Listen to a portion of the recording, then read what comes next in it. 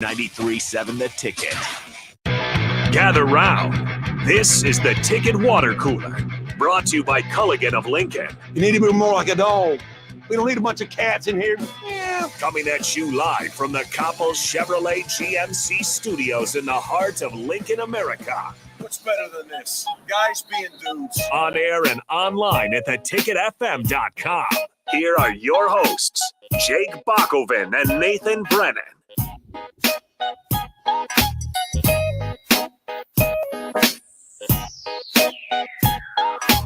Thanks for joining us here on a Wednesday. It is the Ticket Water Cooler here on 93.7 The Ticket. Nate Brennan still out in sunny Phoenix, the desert. Yeah. I don't know if that's the best place. He just sent me a picture of a pool and said, it is hot. Yeah, I bet it is. I said, I bet. So, Which it's hot here too, and my air conditioner broke at home. So that's what you were telling me. That's sad. That's too bad. That's what I got to come home to. We got fans going everywhere, but good. That can't be expensive, but we can always call Bryant and exactly one of our clients and see and get that fixed. But in any case, if you head over to ESPN.com, now there's this big talk about ESPN and of course splitting from the Big Ten. So are they going to cover Nebraska? Are they going to cover enough Big Ten? Well, at least you can see one of our own sons, one of our brothers, Scott Frost. Is on the cover of ESPN.com right now, or I guess the primary picture there. Not for a good reason, though. The title of their article, it's ESPN Plus, so you're going to need that as well. College football coaching carousel hot seats and breakdown of all 10 FBS conferences. So not the best reason for Scott Frost to grace his face there on ESPN.com, but it's there. So you can't claim right now that ESPN isn't covering Nebraska in Scott Frost. I don't know if we got to talk about it. Nick, did you take note? I wouldn't say anybody is surprised or offended or anything, but did you take note that Nebraska did not receive a vote in the coaches poll? I did not. We did not talk about it. I was not hurt by it. I was not surprised. Like you can't be surprised though, right? Right. So Nebraska is one of those teams that for the last couple of years now, it's been in the offseason, right? They've always won the offseason. Which I also don't know if that's true either. There's a feeling. Because you look over the things, right? Like if I told you going into the offseason, you're not going to retain Cam Jurgens or Austin Allen or Deontay Thomas or, and I understand they covered some of those holes up in the portal, but then you're going to lose Nuri Noeli. Yeah, that's a big Xavier one. Betts is going to leave the team. There's certain things that wasn't part of winning the offseason. That's true, but I think you can cover it up with maybe bigger gains than losses. Maybe not on the Cam Jurgens front. Yeah. But I think you feel okay still with the tight end room, but not anymore now because it's healthy. Or it's not healthy, I should say. You'd feel fine there, but you didn't bring back the Big Ten tight end of the year. You didn't. You did not. But in the wide receiver room, you lose Xavier Betts, but you go out and get a Marcus Washington. You go out and get a wide receivers coach in Mickey Joseph. Mm-hmm. I think you feel a lot better about who's leading the team altogether in that situation. Going into last season though, what was our saying? It was, well, they got to be good this year because they have a 4-year starting quarterback. Like that was that what we were saying? Did they win last offseason? I'm trying to think back to last offseason. Marquise Stepp was saying we run the ball downhill. Yeah, that's all we do. Got some good stuff. But Marquise Stepp's no longer there. So I don't know. Like you win the offseason. Well, you can't lose in the offseason. Yeah, you can't lose the offseason. But like you can't blame coaches for not voting Nebraska necessarily because they haven't backed anything up. Just like it's funny that you mentioned this article because this morning when I was driving to the stadium, I got the notification on my phone of this article and I was like, Scott Frost is on the cover or as the primary picture. And once again, it just goes back to my whole thought of like, Nebraska's really going to have to do a really good job this year of blocking out the noise. Mm-hmm. They're going to have to, because as much as people might not want to admit it, this is a national type. This is a national brand, obviously, in Nebraska. And Scott Frost is still a big enough name in the news where it draws eyes. And Nebraska fans, they bring clicks with them, right? Yeah. We see it every single season from Brett McMurphy. They throw out something about Nebraska, and everybody flips out. But once again, it just goes to show that there's going to be a lot of eyes on Nebraska. And if Nebraska's in a situation where maybe, they lose to, let's say they beat Northwestern, they go 3-1, they're going to say, or let's say they beat Oklahoma and they're 4-0. There's going to be articles saying, is that enough to keep Frost's job? Is that enough? Right. Like, there's going to be every week's going to be exactly. that, College like Game Day is going to talk about it. Big Noon Kickoff's going to talk about it.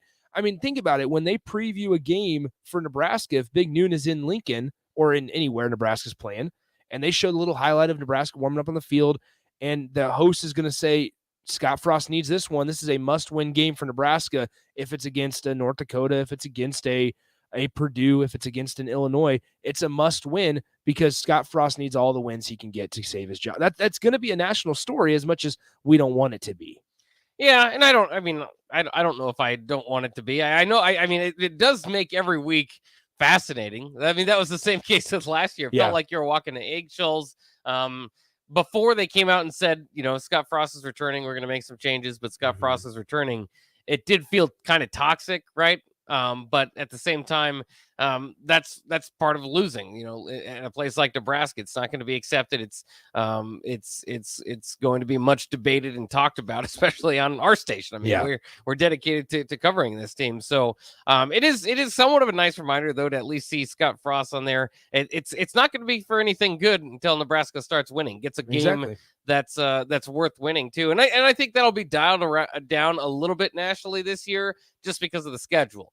I'm not sure if they're going to preview Nebraska and Rutgers too much, obviously that's a Friday night game, but not that it matters. I'm curious to see what kind of angle or analysis national writers, once again, not that it matters, but give Nebraska. Like, how much credit does the national media give Nebraska if they have a pretty successful year? Let's say on the off chance they go 10-2. 9-3 even. Okay, 9-3, Bach. Okay. I know you're 6-6. 10-2 is so 9-3. Big discussion. Yeah. So 9-3. At the end of the year, Nebraska's 9-3 going into a bowl game, probably the Mayo Bowl against whatever team. Let's say they lose at 9-4. All right. I want to know what the narrative is going to be, because there will be those people that say, well, look at the schedule. They didn't have to play Ohio State. They didn't have to play Michigan State, and they didn't have to play Penn State. They had to play Rutgers, Indiana, right? Indiana? No, Rutgers and Indiana. Yeah, Rutgers, Indiana, and Michigan on the road. And the one game against Michigan, they lost. Like, I do wonder, in the national perspective, how much respect they'll actually get. It goes back to the undefeated Mike Riley year when they were 7-0. All we heard was that it was fraudulent, which in a way may have been. Exactly, it may have been. And that's a situation like with Nebraska. If Nebraska's schedule, here's the thing. The back half of the schedule isn't like a cakewalk. No, like, it is not a cakewalk. It's against the Big Ten West teams that you unfortunately haven't been able to beat. So there's a way that Nebraska starts out 6-0 and finishes 6-6. And just the roller coaster and tumultuous type of year and feeling that will have. If something similar to that happens, if Nebraska starts out 5-1 and then finishes 7-5, you're going to feel like kind of it was a letdown because you were able to beat the North Dakotas and Georgia Southerns like you're supposed to, but you still weren't able to overcome the mountain that is Wisconsin, the small mountain that is Wisconsin, Iowa, and other Big Ten West teams. Perhaps, after dropping 3 to them. I think that's part of going to be the fun, right? Is buckle in.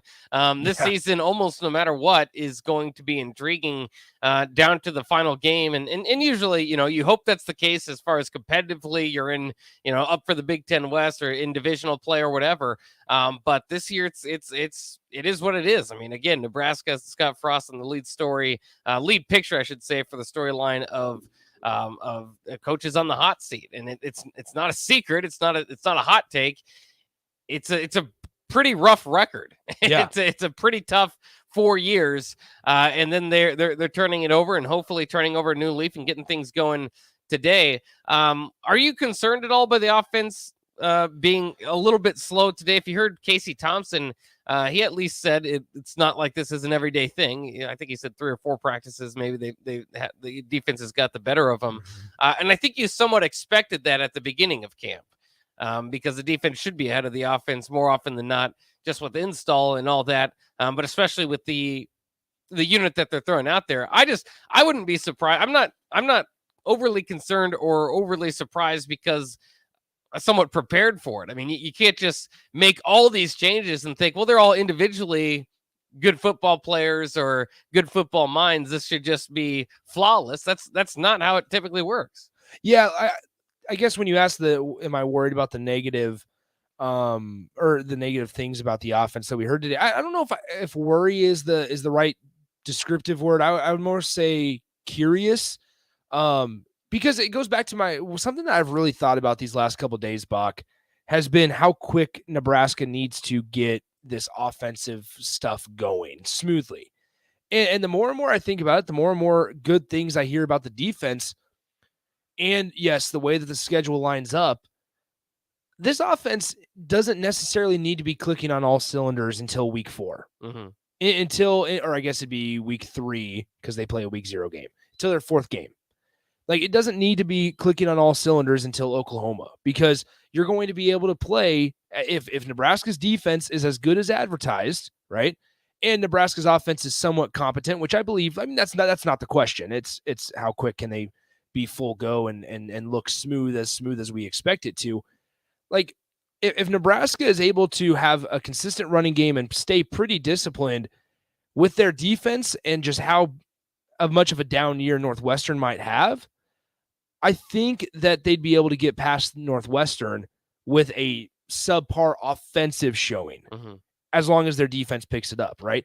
But we saw it last year. You cannot rely on your defense to win you games. Like, at some point, you have to score in the red zone. At some point, you have to run the football with somebody other than your quarterback. Yeah. Gonna need to finish a 2-minute drill here. Exactly. And that was something today that Casey said was, I don't know if we have that quote, but it was something today where Casey said along the lines of the first 2-minute drill that he was a part of, they ran out of time. Second 2-minute drill that he was a part of, they got down in the red zone and then they got stopped, turnover on downs. The defense stopped them. And if that's the situation, like once again, Bach, you say, and you understand that the defense is going to be ahead of the offense, but it goes back to my whole thought process of maybe it's okay that this offense is slower right now, and it's okay if it's not extremely complex in games 1 through 3. You just need to be locked in and ready to go and stay disciplined in game 4, basically. You have to. Well, and it's maybe even more so like don't show all your flash. And some people are thinking that for like, yeah, you want to save it for Oklahoma.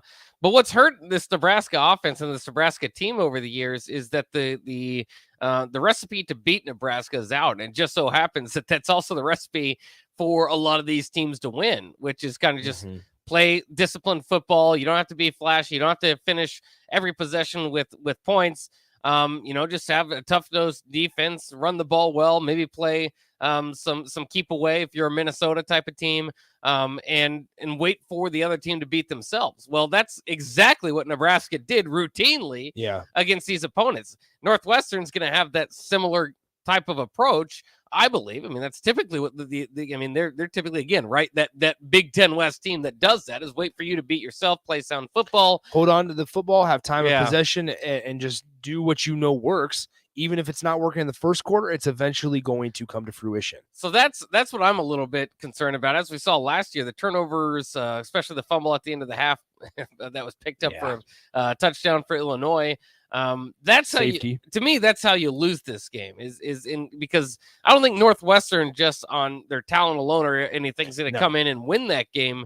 They're going to wait for you to lose it. And if Nebraska feels like they have to be in midseason form, or if they feel like they have to really panic. Flash to be, panic, and try to do something too cute at the beginning of the year, that's how they're going to get in trouble in that game, in my mind. And that's exactly what I'm trying to get at. Also, we're on the same exact page, Bach, because once again, like, it's great that as of right now, Whipple is in control and everything. I'm pumped. Oh my gosh. Hey, it's VJ. Why is VJ here? How's it going, VJ? The captain. Is this thing on? There we go. It's on now. What's up, buddy? Thought I was going to slide back around and dip back on you guys. There we go. Yeah. It's always nice to see the captain, right, Nick? Yeah. Yeah, what's up? So here's the thing. For Sean. What took you so long to get over here? You were at 50th and O Street. Where'd you have to go? Well, I know. The old man kind of made an old man move. Okay. I left my bag full of titles Uh-oh. at Wingstop. Oh, there it see is. this. And I said, you know what? good. I get to come back and crash the water cooler. I Yep. mean, That's what it is. happy cooler. Yeah, exactly. That's right. Yeah. Exactly. I won't crash it. What's all. on your mind? I'm just saying hi. That was it. I like that shirt. I want that shirt. Yeah, you got a Wingstop Wingstop shirt. shirt? Expert. You got something to trade me out of? What do you I don't want? want to be walking outside, you know what I'm saying, looking super bricked up. I told you got to be careful saying that. Why What? is that? Bricked up. Why? It's not the meaning that you think it means. Oh, What? I'm gonna looked it up.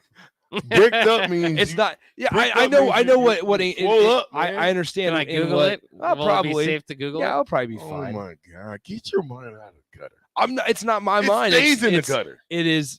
No, not necessarily. It is just the world we live in. Urban Dictionary thinks that's yeah. I see where you're going. Thank you. No, not you. Oh! You I'm can't- telling you hey, right now. hold up. Once again, Urban You Dictionary. can't go to the Urban Dictionary for that one. Well, Which one do you want to go to? Regular. Webster's. Yeah, Webster's Merriam. Brick. Just put brick. To build a brick wall of bricks around something, or to See? fill something with bricks. Yeah, brick wall. Bricked up. You know what I mean? Yeah. If you seen a guy that's bricked up, that means he's walking around bricked up. No, I'm talking about he's swole. Yeah. Man. He got arms, shoulders, legs. I know what you're talking It's about. like Hutchmacher. How you say his name? Yeah, Nash Hutchmacher. Yeah. What do they call him? The Big polar Swole? bear. the polar bear. It's like Yeah. the polar bears bricked up. Yeah. I don't know. I love like there's like Did you go to the dictionary? Well, What's not the dictionary say about it? just Webster's dictionary. Yeah. So Merriam-Webster says the definition of brick up. Not brick up, bricked.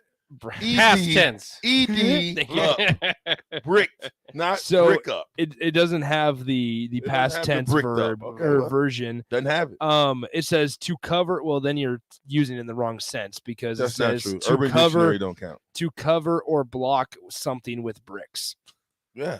Could you imagine our players being bricked up? He's a brick wall. I can't. If they're covered. Honestly, I can't If they're imagine them bricked covered, up. if they're covered with bricks, I can't. I'm sorry. that's a If 20. they have the proper like that, Bach, uniform come on, on. Bach. That can't be something. That's a young. The kids took it. That's what I'm saying. They Yeah, took they it might from have us. took it. They The might have kids taken took it. it. Yeah. The kids took it. There Okay, is, all right. and that happens too with some It's of the not my phrases. fault. So your the bricked kids- up means what? Whoa, No, hey. don't Don't tell me. Can you tell me off the air? absolutely. Bricked up is strong. It's No, strong. no. No, it's not. The kids use it like Hard. if you take a pill and then 4 hours later you still have the effects of the Oh pill. my god! You guys literally ran me out of here. That's not our fault, BJ. That's what this says. That's what the that's what Urban Dictionary says. I told you. All Stop right. saying it. There he goes.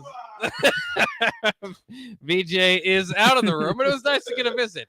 And maybe we learned a thing or two. No, VJ learned a thing or two. Yeah. I've told him for 2 weeks now. Rashawn, stop saying bricked up. I know how you're meaning it and Yeah. intending it, but that's not the meaning of the word. Did you know when Yes. he first said it Yes. that you've heard it Yeah, before yeah, and used then- in the other way? Yeah, and then Rico and I were like, he really has got to stop saying bricked up. No, like he says, like, well, what if you're bricked up? No. I was like, I'm No, not. yeah, I yeah. am not. Now you're saying no. That's not what's going on. Yeah, exactly. Yeah, Eric's got on the text line. Nice job. Yeah, we're figuring it out. So Good stuff. Okay, so back to yeah, I don't know what we're panic. yeah, And- panic meter. So no, the whole thing with like Scott Frost, is that with whip and control, I mean, how quick does this offensive staff panic, right? And switch play calling back to what it used to look like. Okay, because it's comfortable, right? Mm-hmm. These first couple games for Scott Frost, this off season for Scott Frost, like give him credit to a certain extent because it's been a very uncomfortable and just different type of feel for him, right? He's still trying to adjust on the fly, so you have to give him some sort You're of almost credit. saying that like it's been a few different times that he showed up, and especially like Big Ten Media Day Yep. to just this last practice feels like his role is somewhat evolving, and he's Yeah, starting to and understand. he's learning how what his, he's gotta be, He's yeah. truly learning about what his role, his new role, what it encompasses, right? And so, like, you have to give him some credit to a certain extent, because he's allowed this to happen. Now, how quick does he go in the heat of the moment? In the heat of the moment, right? We go back to our habits, whether they're good or bad. And in the heat of the moment, if Nebraska is down by 10 in the third quarter, is he going to have enough resistance and discipline to allow Coach Whipple to do the job? Or will the staff in its entirety kind of panic and go back to what's comfortable and what they're used to, and that's the previous 4 years? So that's a whole nother discussion that we could have, and one that we're probably going to have coming down the road here. Yeah, I mean, especially in the season, I know we're all hoping for a good season. There's definitely going to be, I shouldn't say definitely, because Jay Foreman said it this morning, within that locker room, there's not a game that scares you on the schedule. So, I mean, you've got to go into the mentality that we're going to win every game. Why wouldn't you? Exactly. And exactly. I don't know if that's the mentality they have, but especially as any athlete, any football player, you might be humbled enough the previous season to say we need improvement, we need strides. But just the way Nebraska was this close to everybody last year, there's no reason. There's just not a team on the schedule that you don't think back to last year. And that's why I call it the revenge tour. Mm-hmm. Is because they can. Every one of these teams should be when you're kind of looking back at last year, you're preparing for this year. You think about just the one play here or there last year that would have switched the game. So they've got to have that mentality going in this year that they're going to get their revenge against everybody. It doesn't mean it's a failure if you lose 2 or 3 games. But if we're honest, it's you don't have too much more leeway past that. But I think that they're more likely than not, there's going to be a few losses this year. And when that does happen, you just wonder how stable is this group together, because it's new. It's something they've got to learn to coach together. Side. Yeah. Oh, just the offensive side. Yeah, just the offensive side. Yeah. Again, I think that they might have, I don't know if it's one too many title or too many titles as far as this offense. Having your head coach who made his way as the head coach being a play caller. So he's going to naturally jump in from time to time, I would think. Mark Whipple is the obviously the play caller, the primary play caller, the offensive coordinator. And then your wide receiver coach, Mickey Joseph, is the passing game coordinator. That just seems like a lot of similar titles being handed out. So, you kind of think who's in charge. Now they're trying to make it as clear as they can that Whipple is in charge. And I believe that, but that's easy to say again, and it's kind of been a topic today before you get punched in the mouth. Yep. But when you're in the heat of the fire and you got 3 guys there that feel like they've got, okay, here's the play that I would call. And then, your play caller wants to go a different direction. Is that, how difficult is it going to be to learn to coach together? Yeah, I'm truly curious to see kind of how this thing plays out. And we're asking questions right now that we won't be able to know the answer or find the answer or learn until the season, until we're talking on a post-game show, Buck. And I mean, that's just the way of the road right now. I am curious though, just to kind of see. I mean, that's why it's so important for this team to get their wins early, right? For that thing that I said earlier, like if Nebraska starts out 5-1 and then finishes 7-5, like you don't feel good about it, but you're sitting there thinking, man, thank goodness that we beat the teams we were supposed to beat in the front half of the schedule. Like, thank goodness, because if we're sitting there in Nebraska 6-6 or 7-5, you're wondering how did Nebraska win some of the games and then lose other ones, right? It goes back to that inconsistency discussion, and you're going to be sitting there going, man, thank goodness that Nebraska's front half of the schedule was easier than the back half. Because if it wasn't the case, if it wasn't that way, and they started out with Ohio State rather than Northwestern, then it might be a different type of story.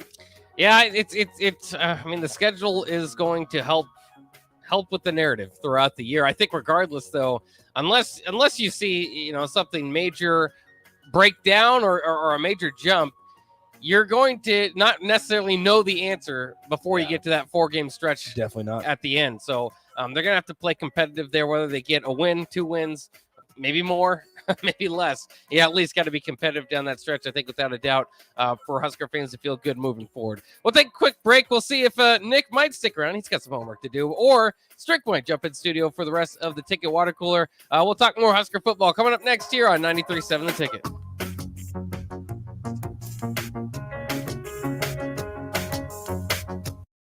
Jake Bachman here. Before you get back to the golf course, let me tell you about my friends at Solarion.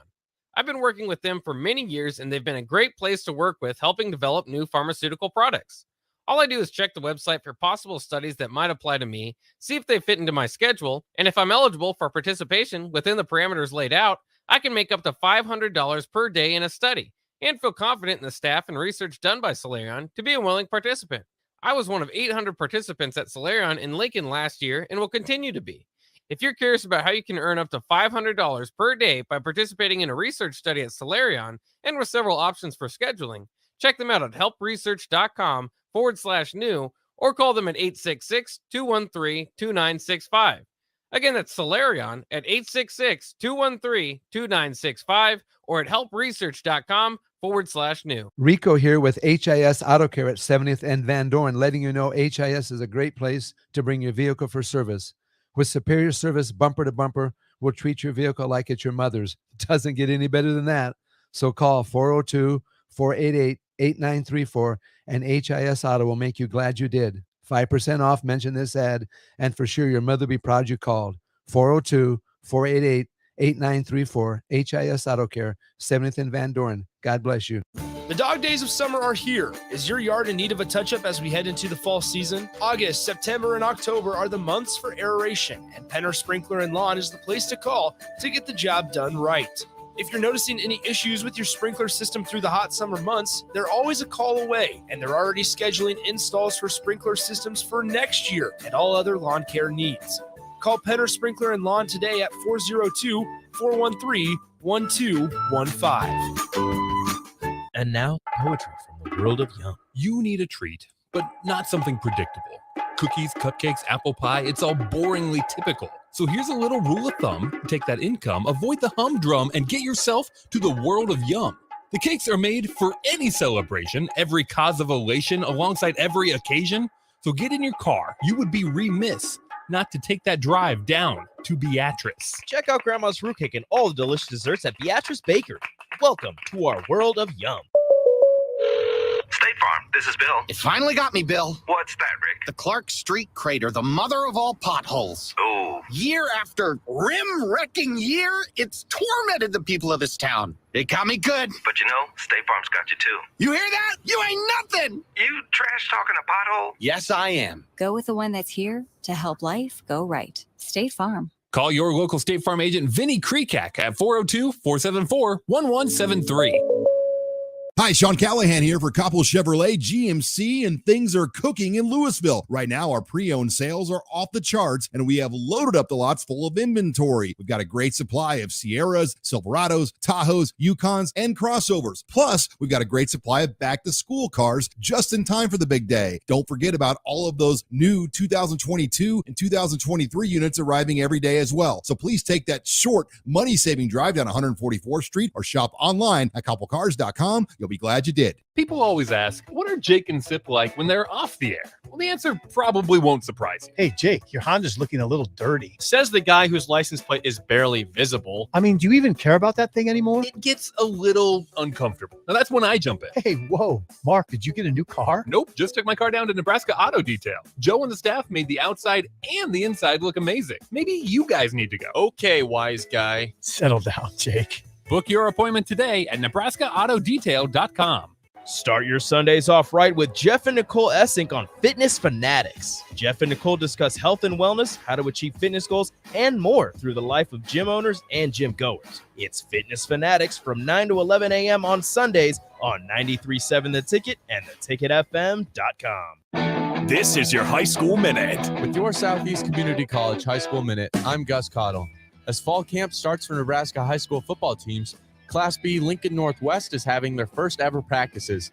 Led by head coach Brian Locke, the Falcons will play their first game on August 26th against Ralston. Top 150 high school football prospect Malachi Coleman has released a list of his top 7 schools. Nebraska was listed alongside other Division I schools like Georgia and USC. One of the state's best baseball prospects in the class of 2022 is coming to Nebraska.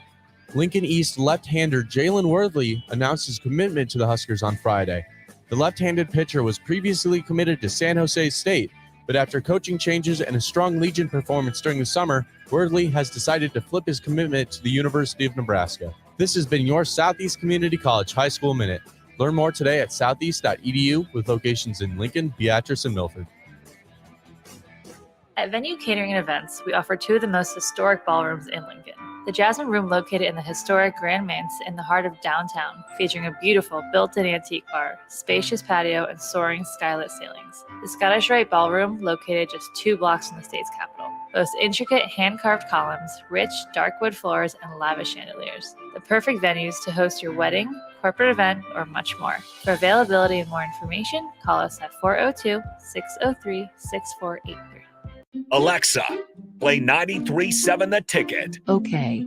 Playing 93.7 The Ticket. Alexa, turn down the lights. Dimming the lights. Alexa, order a pizza. The big one. All the toppings. Are you sure that's a good idea? Alexa. That's a lot of pizza for just one man. Alexa, just do it. Stop judging me, just do it. As you wish. Thanks, Alexa. You're my best friend. When you're high, you feel different. You think different, you talk different, you draw different, you listen to music different, but you probably knew that. Problem is, you also drive different, and not in a good way. That's why driving high is illegal everywhere. So if you're high, just don't drive. Make a plan to get a sober ride. Because if you feel different, you drive different. Brought to you by NHTSA and the Ad Council. Back to the Ticket Water Cooler. Brought to you by Culligan of Lincoln on 93.7 The Ticket and theticketfm.com.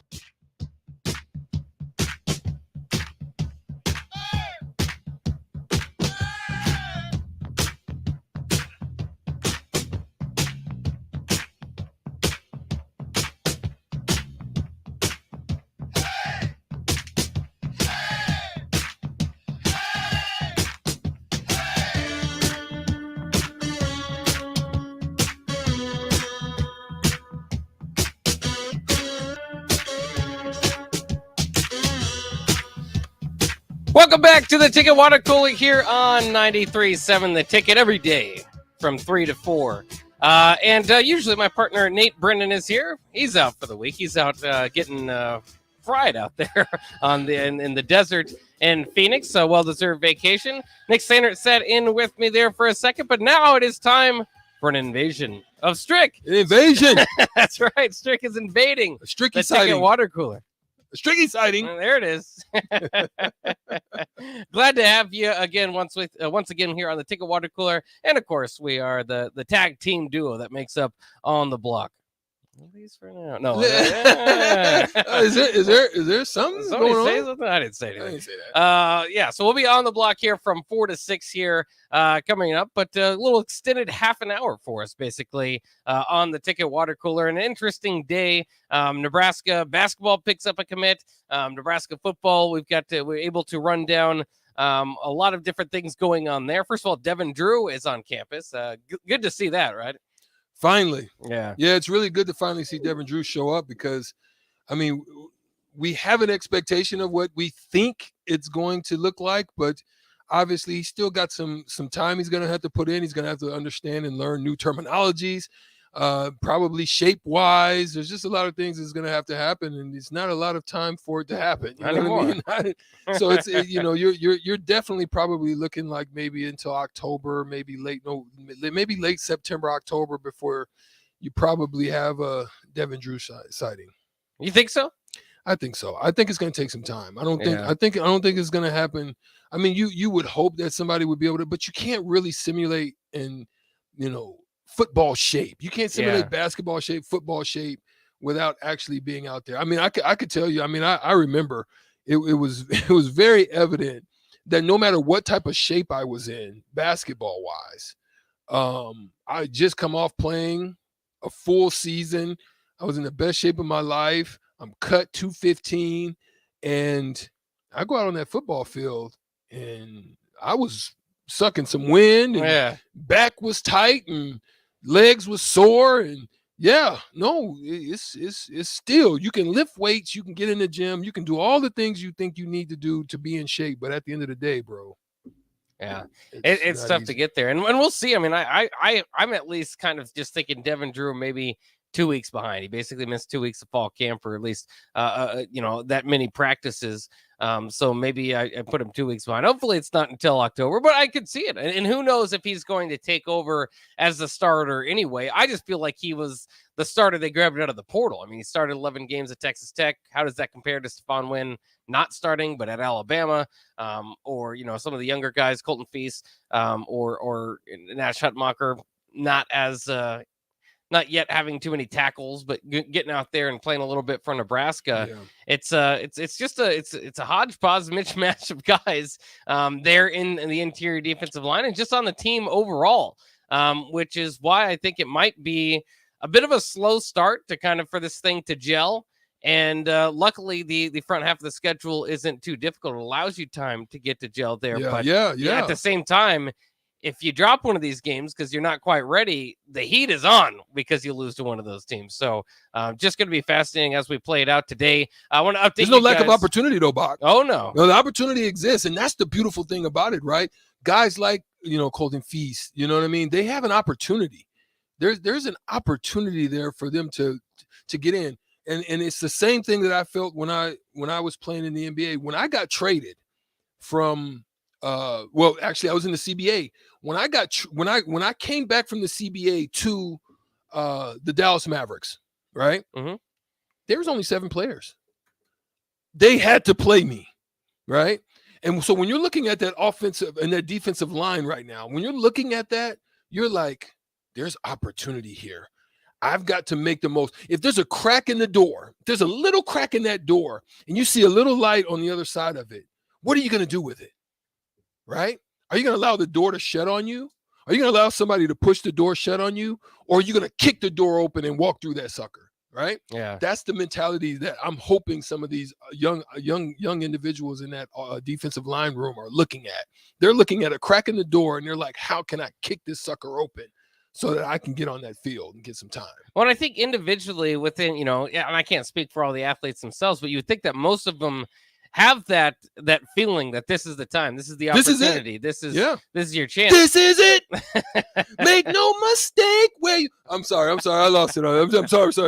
Bring me back. I'm on the water cooler. I'm on the water break out in song every once in a while, and it's a welcome. We like that about you, Michael McDonald. If you know it, sorry, Heyman Tech. No, I'm just.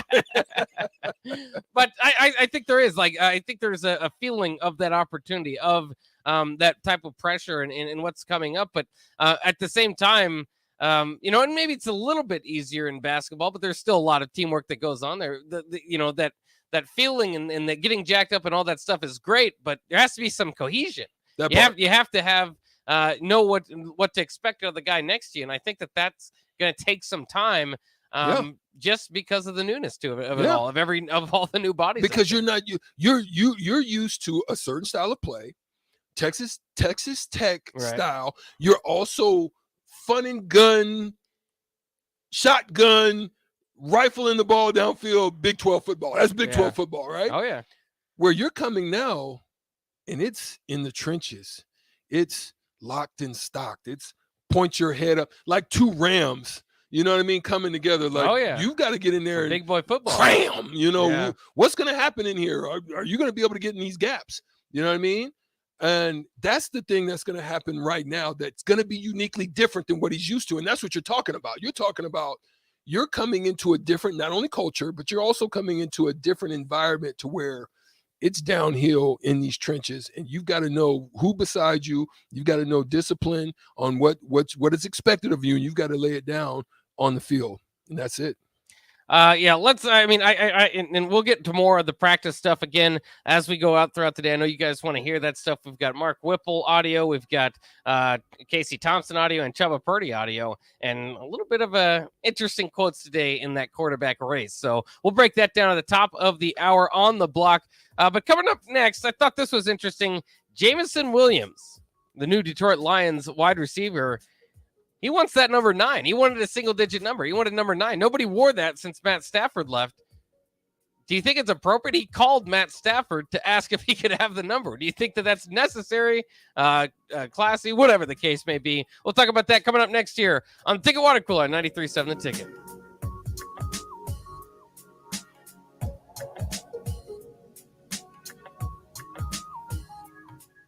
My computer was a dinosaur, and our TV, well, let's just say it was definitely time for an upgrade. But finding a way wasn't so simple.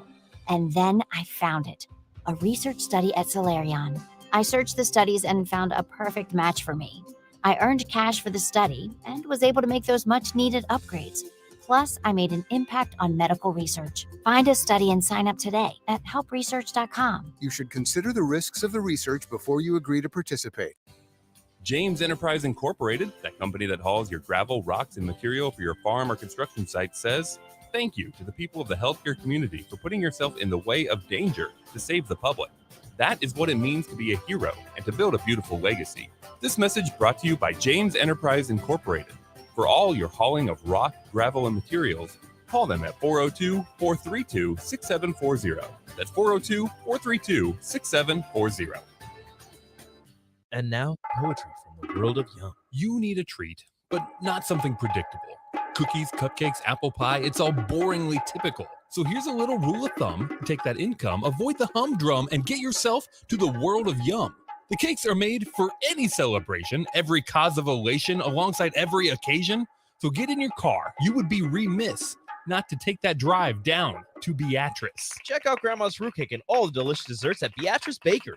Welcome to our world of Yum. The weather in Nebraska is unpredictable every day, and that's no fun when you're trying to golf. Double Eagle Golf in West Lincoln is now open to let you play in perfect indoor conditions daily. Double Eagle Golf has 5 simulator bays to hit in, by far the most in Lincoln. It has a fully stocked bar with beers and cocktails for you to enjoy while you play. Double Eagle Golf is open each weekday from 7 a.m. to 10 p.m., so you can start the day there, take a client over lunch, or end the night with friends. Check out Double Eagle Golf today inside the Kinetic Sports Complex on West O Street. At first, I was really nervous and intimidated to buy a ring. I wasn't sure what I was getting into. My experience at Starter Heyman was very easy. I felt like I walked out of Starter Heyman with the ring that was going to make her go wow and say yes. I love my ring. It is so beautiful. I absolutely love my ring. I get compliments on it all the time. I always tell them Starter Heyman. Yeah, we would definitely recommend Starter Heyman. Yeah, it was great. We're definitely coming back. For sure. Sauter Heyman Jewelers, Lincoln and Grand Island. SauterHeyman.com. State Farm, this is Bill. It finally got me, Bill. What's that, Rick? The Clark Street crater, the mother of all potholes. Oh. Year after rim-wrecking year, it's tormented the people of this town. It got me good. But you know, State Farm's got you too. You hear that? You ain't nothing. You trash talking a pothole? Yes, I am. Go with the one that's here to help life go right. State Farm. Call your local State Farm agent, Vinny Krekak, at 402-474-1173. Hi, Sean Callahan here for Coppell Chevrolet GMC, and things are cooking in Louisville. Right now, our pre-owned sales are off the charts, and we have loaded up the lots full of inventory. We've got a great supply of Sierras, Silverados, Tahoes, Yukons, and crossovers. Plus, we've got a great supply of back-to-school cars just in time for the big day. Don't forget about all of those new 2022 and 2023 units arriving every day as well. So please take that short, money-saving drive down 144th Street or shop online at CoppellCars.com. You'll be glad you did. Tune in to the Teammates Mentoring Hour each Wednesday from 6 to 7 p.m. on 93.7 The Ticket. Hear stories from the program started by Tom and Nancy Osborne and how it's changed mentors and mentees' lives and how you can be involved. The Teammates Mentoring Hour, Wednesday nights from 6 to 7 o'clock on 93.7 The Ticket and theticketfm.com. In every office, there's 2 types of people. There are those who bring in bagels and those who eat the bagels that someone else brought in. Everybody likes the first person. Be that first person.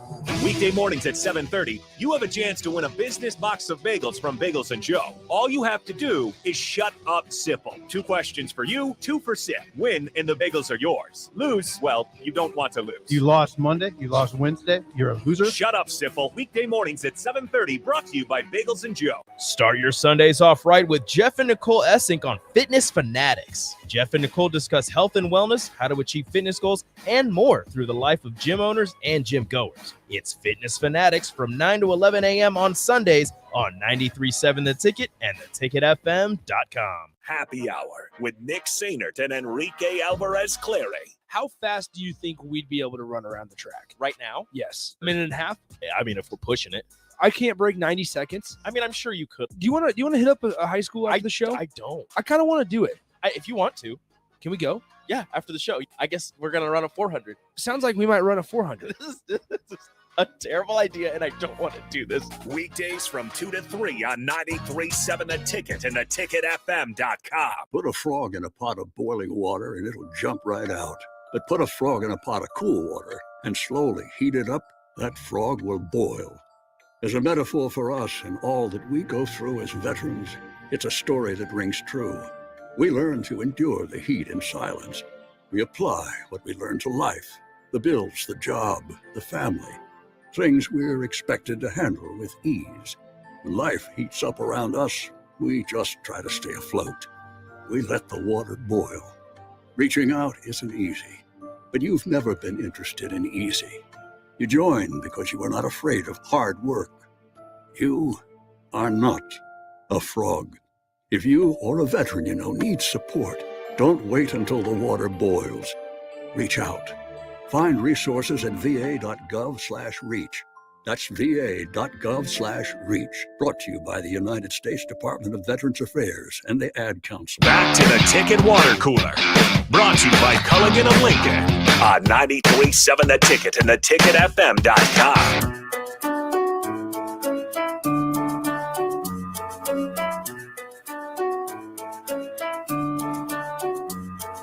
We're back here on the Ticket Water Cooler on a Wednesday.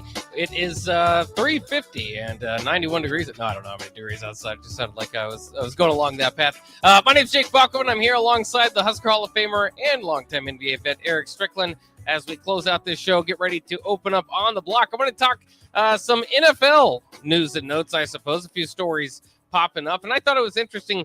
Rookie Jameson Williams, of course, I still think if he would have stayed healthy in that Alabama-Georgia game, Gave it a Rolling shot. Tide might have been the national champions. But in any case, he moved on, probably hurt his draft stock a little, and unfortunately for him, ended up in Detroit, which nobody really wants to end up. But if you get drafted there, I guess you got to play there. In any case, because the Lions just historically do not do well. Don't do well. But there's Megatrons that kind of come out of there. Yeah, Megatron and Barry Sanders can have great careers, just no like team success. But, Right. And I don't see it getting any better anytime soon. It does not seem to be the case. I don't know if they've got the answers there. But in any case, Jameson Williams, I do think will help them out once he overcomes his injury.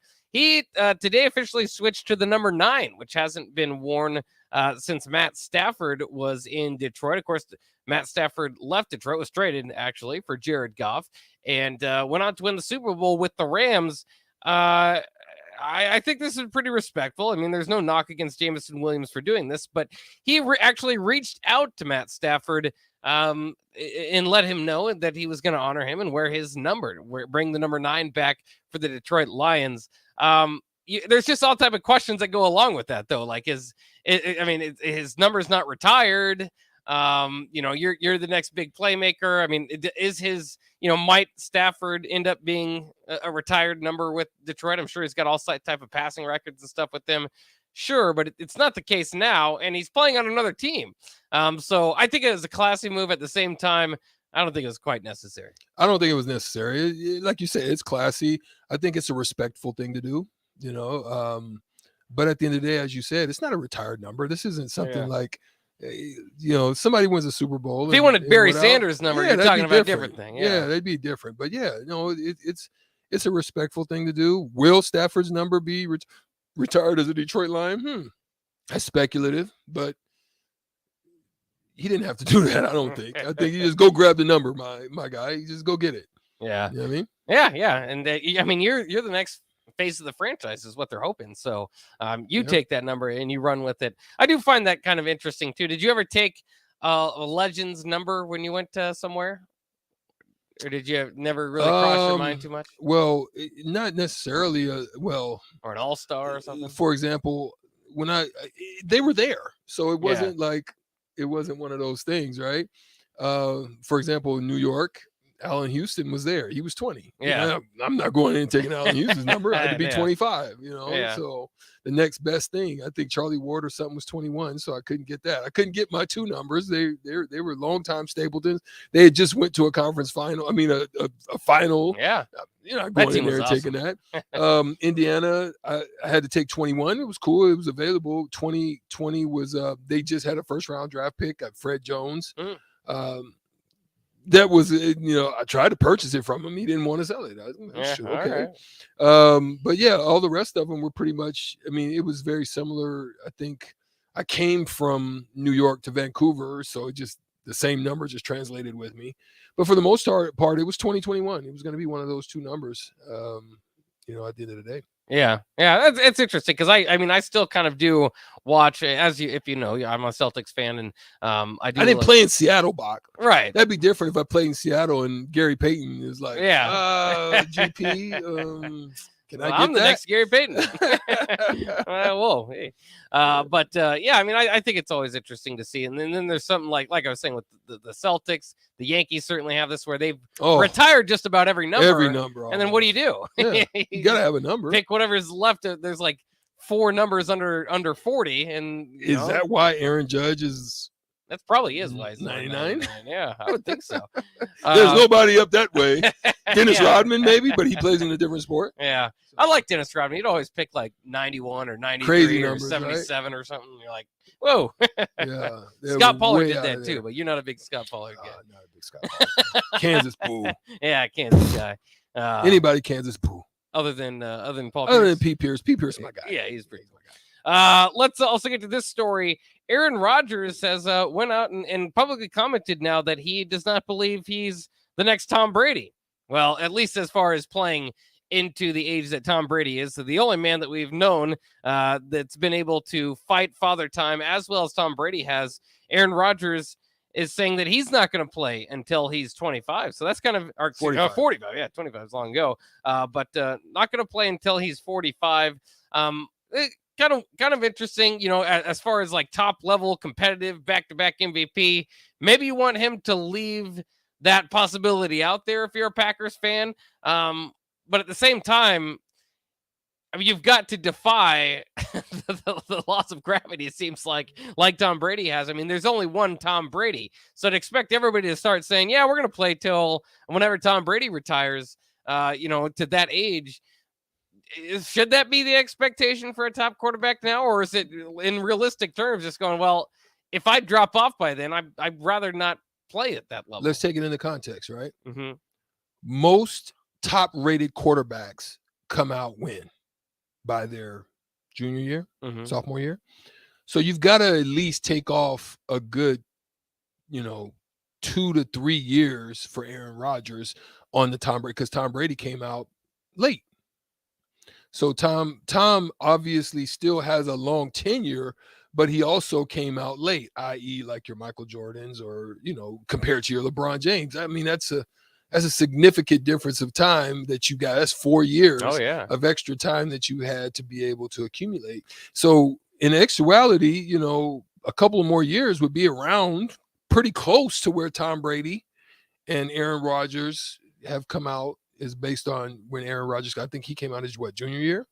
He might have been a senior, but either way, he like sat behind Brett Favre for a few years, so he didn't take the hits at least. So he didn't get, but I still think there's, it was the same thing with Brady. He came in a little bit earlier based because of injury and so forth out there in New England, but Bledsoe, right? Yeah. He was behind Bledsoe. So I don't know. I think the time isn't ultimately the issue. I think, the longevity is based on style of play too. Aaron Rodgers is a little bit more mobile, so he takes a little bit more bruising. So he's probably faced that over time as well. Yeah, and I wouldn't look too much into it. Perhaps if 7 years down the line he's playing at this level, he might change his mind. He's talking like he's not. Right. He doesn't seem to have it in him that he's going to attempt it. Yeah. But he's 38 years old. You're talking about 2029. They just drafted a quarterback a few years ago. He's got 2 more years on his contract, right? Yeah, I think so. In just this offseason, it's been so weird for him. I don't know how many more. That's what I'm saying. How many Aaron Rodgers offseasons do you want to go through? The weirdness of it kind of tells you that he's kind of on the way moving out the on door. To the different chapter in his career, as we've mentioned before. Which is interesting. Also, no Devontae Adams. They don't seem to be immediately like a big time contender like they have been. Yeah. So it's going to take some building. Of course, once Samori Toure develops into quite the wide receiver, then there you go. He's going to get some opportunity to catch some balls. Oh, yeah, he will. Randall Cobb and Sammy Watkins, I think, I think they're getting up there to close to Tom Brady's age. It feels like not quite, but they've obviously been around the league, and I think that's their top two known wide receiver commodities going into the year. In any case, we'll take a quick break here. On the Block will be next. Plenty to talk about. Again, Husker football practice was today. We've got sound bites from Whipple, from Casey Thompson, from Chubba Purdy, and we'll open up with that quarterback discussion because they said that between the two of them, they were splitting first-team snaps. Is there a chance that there's a little bit more to this quarterback competition than we thought? We'll talk about that next year on the Block on 93.7 The Ticket and theticketfm.com.